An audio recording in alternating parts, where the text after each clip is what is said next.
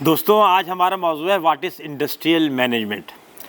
Industrial management बुनियादी तौर पे है कि जो इंडस्ट्री होती है जहाँ मैन्युफैक्चरिंग होती है, कोई चीज़ बन रही होती है, उसकी मैनेजमेंट बहरहाल एक फ़न है।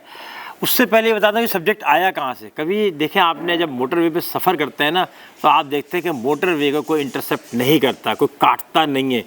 कोई और जो रोड दो शहरों को मिलाता है वो या तो मोटरवे के ऊपर से ओवर फ्लाईओवर के तौर पे चले जाता है या अंडरपास के तौर पे, और आप अपने सफ़र पे अच्छी तरीके से सुकून के साथ चल रहे होते हैं।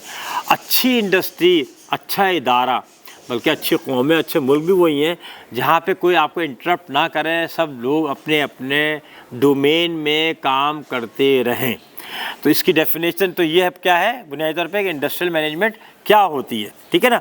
It deals with the knowledge of industrial design कि नंबर एक तो इंडस्ट्री, उसकी सारी चीज़ों का डिज़ाइन हो, उसकी कंस्ट्रक्शन हो और उसकी मैनेजमेंट हो। अक्सर आप देखें, चाहे हमारे घर हों, चाहे हमारे महल्ले हों, चाहे हमारी इंडस्ट्रीज़ हों, अक्सर मुल्क में ही होता है, हम इंटरसेप्ट कर रहे होते हैं, एक दूसरे को काट रहा होता है। काटने में वो ज़बानी नहीं, एक्चुअली काट रहा होता है। मिसाल के तौर पे स्टोर में से सामान निकल के प्रोडक्शन हॉल के ऊपर जा रहा है, तो पता लगा जी स्टोर से जब सामान निकल के प्रोडक्शन हॉल की तरफ जा रहा है, तो रास्ते में जो है ना वो उल्टे हाथ के ऊपर मैकेनिकल डिपार्टमेंट भी है या फुल, या जो है ना वो और कोई डिपार्टमेंट है जिसका ट्रक जो है ना वो गेट से निकल के जा रहा होता है। तो इसका मतलब है कि जाने वाले को इंटरप्ट हो रहा है। तो अब जो हमारी नई इंडस्ट्रियल मैनेजमेंट है, जो वो कहती है कि डिज़ाइनिंग इसकी ऐसी हो, पूरी की पूरी फैक्ट्री की इसका लेआउट ऐसा बना हो कि हर इंसान का रूट, हर डिपार्टमेंट का रूट, हर काम करने का रूट और हर प्रोसेस का रूट जो है ना अलग अलग हो। सबसे पहले हम आते हैं इसके ऊपर कि इसके टास्क हैं क्या। सबसे पहले तो इसके टास्क क्या है, उससे पहले हम चाहें तो बड़ा अच्छा है कि टास्क से ज़्यादा इंपॉर्टेंट होगा कि ऑब्जेक्टिव्स क्या है।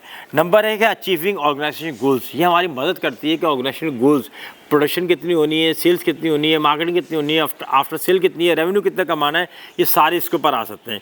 दूसरा है जनरेटिंग डायनेमिक इन्वायरमेंट। जब आप एक अच्छे इंडस्ट्रियल मैनेजमेंट करते हैं तो आप क्या होता है, एक इन्वायरमेंट जो है ना वो हो जाता है काम करने का इन्वायरमेंट। जब काम करने का इन्वायरमेंट हो जाता है तो वो सिर्फ काम ही कर रहा होता है और सारे लोग उसी में लगे हुए होते हैं कि अच्छा काम करें। थर्ड है डेवलपिंग सोसाइटी। जब किसी इंडस्ट्री में काम अच्छा होता है तो फिर सोसाइटी खुद ब खुद डेवलप होती है कि प्रोडक्ट अच्छी, R&D अच्छी, रिसर्च अच्छी होती है, R&D अच्छी होती है, प्रोडक्ट भी अच्छी बनती है। देन है इम्प्रूविंग एफिशिएंसी, और आपका काम करने का दिल चाहता है क्योंकि आप उलझ ही नहीं रहे ना अफराद से, ना इंफ्रास्ट्रक्चर में उलझ रहे किसी से, और ना ही सिस्टम में उलझ रहे। सबका डोमेन, सबकी जेडीज, सबका एरिया, सबका लेआउट अलग अलग है इसका, ठीक है ना। अगला है हमारा कि इसके टास्क क्या क्या होते हैं।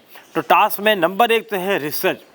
आप जब भी इंडस्ट्रियल मैनेजमेंट करने जाते हैं तो सबसे पहले आप रिसर्च करते हैं, देखते हैं कि कौन सी चीज़ सूट करती है, क्या प्लानिंग है। दूसरा प्लानिंग है। तीसरा है डिज़ाइनिंग। उसकी डिज़ाइनिंग करें, मैंने कहा ना कि मैं खुद बहुत सारी फैक्ट्रियों में आता जाता हूँ, यकीन करें इंटरप्ट होता रहता है। एक चीज़ इधर से ऊपर लिफ्ट में जानी है तो जनाब वहाँ भी हम किसी को डिस्टर्ब कर रहे हैं।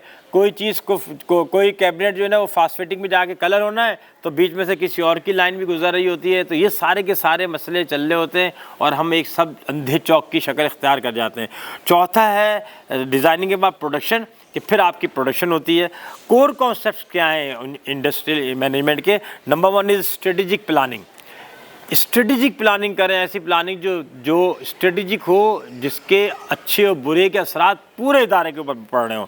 दूसरा है सेटिंग ऑब्जेक्टिव्स। आपके अपने कोर ऑब्जेक्टिव्स हों। देखें बिजनेस है ना, उसके भी कई ऑब्जेक्टिव्स हैं ना, पैसा कमाना भी है, नाम बनाना भी है, सेल्स बढ़ाना भी है, लोगों की एम्प्लॉयमेंट करना भी है। कोर कॉन्सेप्ट कौन सा है यह आपका डिपेंड करता है। फिर है मैनेजिंग रिसोर्सेज। जो भी रिसोर्सेज है उनको मैनेज करें, कौन से रिसोर्स किस काम के लिए आपने हायर किया है वो बेहतरीन तरीके से करें। फिर है अचीविंग ऑब्जेक्टिव्स। जो आपने ऑब्जेक्टिव्स हासिल किए थे, जो हमने ऊपर भी लिखे दूसरे पॉइंट के ऊपर, उनको हासिल करना फ़न है ना। वादा तो बहुत है, हम कह देते जी ये जो काम है इतने सन में शुरू होगा, इतने में खर्च हो जाएगा, लेकिन आप देखें वो सारे आधे हमारे जो कौमें हैं, हमारी जैसी कौमें, वहाँ वो कालाबाग डैम की तरह रह जाते हैं जो 40 साल तक भी मुकम्मल नहीं होते। और फिर पाँचवा है मेजरिंग रिजल्ट्स। आपने जो इतनी बड़ी तकरीर सुनी और इतनी बड़ी तकरीरें हम सुनते हैं, उसका नटशेल है उसका आउटकम, कि सारे काम करने से उसकी आउटकम क्या आई है। तो आप ये ज़रूर देखें कि हमने जो सब कुछ किया, हमने जो एक कच्ची आबादी वाले इंडस्ट्रियल मैनेजमेंट से एक साइंटिफिक बुनियादों पे एक्सक्यूज़ मी, सैटेलाइट के ज़रिए या ड्रोन के ज़रिए इसका नक्शा बना के सारा का सारा काम किया, उससे हमारी आउटकम में कितना फ़ायदा हुआ। अपना और इस चैनल का बहुत सारा ख्याल रखें, खुश रहें, सलामत रहें। अस्सलाम वालेकुम।